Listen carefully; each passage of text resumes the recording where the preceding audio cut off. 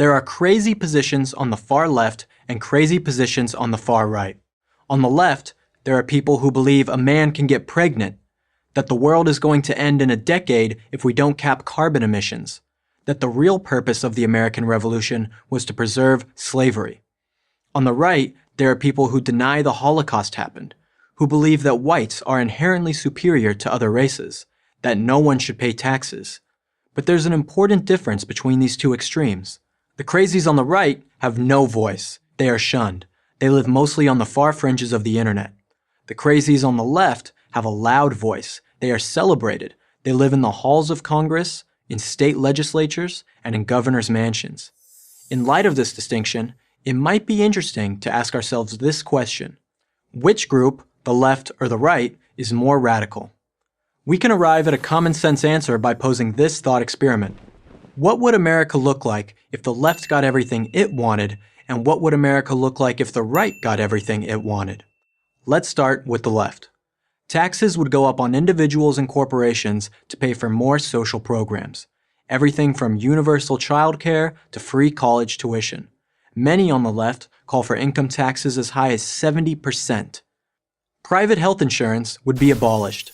The government would provide all healthcare services. Everyone in the medical field, from doctors, nurses, and administrators, would be government employees. Americans would pay for this government healthcare through much higher taxes. Illegal immigration would be decriminalized. It would still be illegal to enter the country without proper documentation, but no one who made it into the U.S. would be prosecuted for doing so. Illegal immigrants would also receive free healthcare, free education, and free housing. The Green New Deal would be adopted. Hundreds of billions of dollars of subsidies for wind and solar power would be added to the federal budget. Drilling for fossil fuels, the current source of 80% of our energy, would be sharply curtailed or eliminated altogether. So would nuclear power. As a result, consumers' electric bills would be much higher. Reparations would be paid for the past injustice of slavery. How it would be paid and exactly to whom is not clear. Legally acquiring a gun would become much more difficult. College debt would be canceled. Those who had already paid for college would get nothing. Transgender women, biological men who identify as women, would be allowed to compete against women in sports. America's military budget would be slashed by 25 to 50%.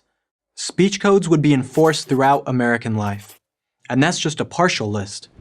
Now let's ask what would happen if the right got what it wanted. Income taxes would be cut. Capital gains taxes would be cut.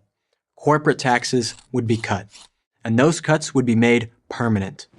All regulations that make doing business unnecessarily difficult and don't protect public health would be repealed. The issue of abortion would be sent back to the states for each state to decide its own abortion rules for itself. Many more charter schools would be opened, and it would become much easier to fire bad teachers. In order to vote, citizens would need to present a valid ID. The border with Mexico would be secured. The only way to enter the United States would be through designated border crossings. In order to qualify for welfare assistance, you would have to prove you could not work. The healthcare system would be open to free market reforms. For example, insurance companies could sell policies across state lines. Students in elementary school would recite the Pledge of Allegiance at the start of each school day. So what can we conclude from our experiment? It's not hard to figure out. If the right got everything it wanted, the government would get much smaller. The citizen would have more freedom. If the left got everything it wanted, the government would get much bigger. The citizen would have less freedom. You're not radical if you want America to be what it's always been, committed to individual liberty. You're only radical if you want to fundamentally transform America into something it's never been. Which country do you want to live in?